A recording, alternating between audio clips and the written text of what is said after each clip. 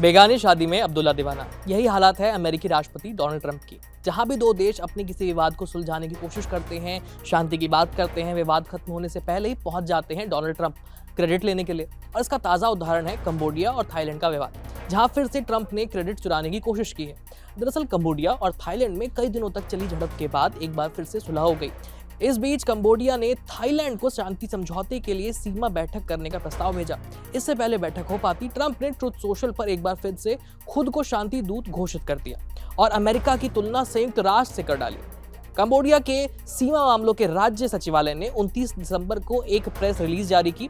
इस बयान के मुताबिक कंबोडिया ने थाईलैंड को एक कूटनीतिक नोट भेज करके सुझाव दिया कि जनवरी 2026 के पहले हफ्ते में दोनों देशों की एक संयुक्त आयोग की बैठक आयोजित की जाए। प्रस्तावित बैठक कंबोडिया के सिएम रीप प्रांत में कराने की बात कही गई है। ये वही इलाका है जो ऐतिहासिक और सामरिक रूप से संवेदनशील माना जाता है। कंबोडिया का कहना है कि इस बैठक का मुख्य उद्देश्य सीमा से जुड़े विवादों को सुलझाने की प्रक्रिया को फिर से शुरू करना है, ताकि दोनों देश मिलकर के संयुक्त सर्वे और सीमांकन का काम दोबारा शुरू कर सकें। बीते सालों में यह प्रक्रिया कई बार बाधित हुई, जिसके कारण से जमीनी स्तर पर भ्रम और तनाव बढ़ता चला गया।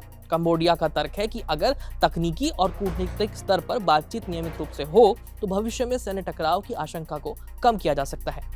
हालांकि इस पूरे प्रस्ताव पर थाईलैंड की ओर से अभी तक कोई स्पष्ट प्रतिक्रिया सामने नहीं आई है। न तो बैठक की तारीख पर ही अभी कोई सहमति बनी है और न ही ये बताया गया है कि थाईलैंड इस प्रस्ताव को किस रूप में देख रहा है। कूटनीतिक हलकों में लेकर के इसको अटकलें तेज हैं कि थाईलैंड आंतरिक राजनीतिक परिस्थितियों और सुरक्षा समीकरणों को ध्यान में रखकर कदम उठाना चाहता है। ये पूरा घटनाक्रम ऐसे समय पर सामने आया जब हाल के महीनों में सीमा पर हालात काफी ज्यादा बिगड़ चुके थे। दोनों देशों की सेनाओं के बीच कई बार आमने सामने की स्थिति बनी, भारी हथियारों की तैनाती हुई और सीमावर्ती इलाकों में नागरिकों की सुरक्षित स्थानों पर उनको भेजना पड़ा था।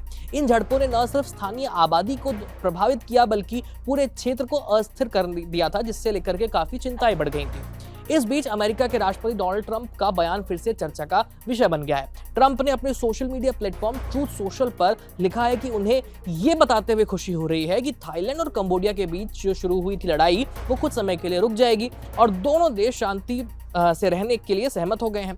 अपने बयान में ट्रंप ने कहा कि यह फैसला तेज और निर्णायक था, जैसा कि ऐसी परिस्थितियों में होना चाहिए।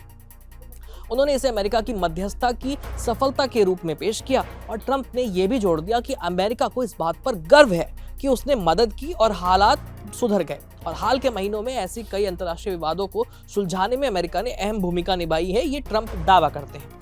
ट्रंप का बयान यही नहीं रुका, उन्होंने अमेरिका की तुलना सीधे तौर पर संयुक्त राष्ट्र से कर दी। संयुक्त राष्ट्र यानी यूनाइटेड नेशंस।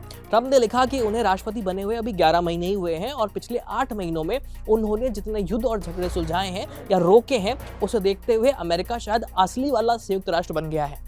इस बयान के बाद अंतर्राष्ट्रीय राजनीति में बहस तेज हो गई। हालांकि थाई अधिकारियों ने ट्रंप के बयान को पूरी तरह से सटीक नहीं बताया है और कहा है कि वास्तविक स्थिति ट्रंप के दावों से काफी अलग है और न ही अभी कंबोडिया के साथ उनके समझौते को लेकर के चीजें पूरी तरह से साफ हो पाई है। यानी एक बार फिर ट्रंप ने क्रेडिट लेने की जिद के चलते समझौता होने से पहले ही खुद की पीठ थपथपानी शुरू कर दी। फिलहाल इस खबर में इतना ही। वैसे आप ट्रंप के इस लहजे को, इस बयान को और इस रवैये को कैसे देखते हैं, अपनी राय कमेंट सेक्शन में लिख करके भेज दीजिए। मेरा नाम है आयुष, देखते रहिए कड़क। धन्यवाद।